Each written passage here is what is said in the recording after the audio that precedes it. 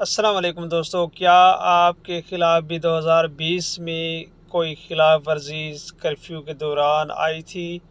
या आपके ऊपर भी कोई मुखालफ आया था और बाद में आपने समझ लिया कि माफ़ हो गया है? जैसे कि मैंने एक वीडियो बनाई है, आज सुबह को ही अपलोड की है, उसमें बताया है कि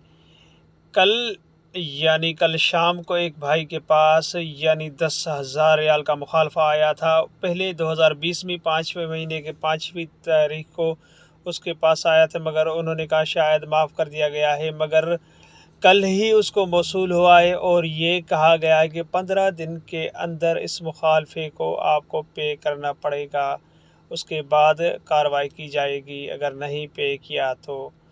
तो दोस्तों, आपके ख़िलाफ़ तो ऐसी कोई खिलाफ वर्जी कर्फ्यू 2020 में तो नहीं हुई थी, मास्क या कोई और चीज़ की, तो हमें लाज़िम बताइएगा।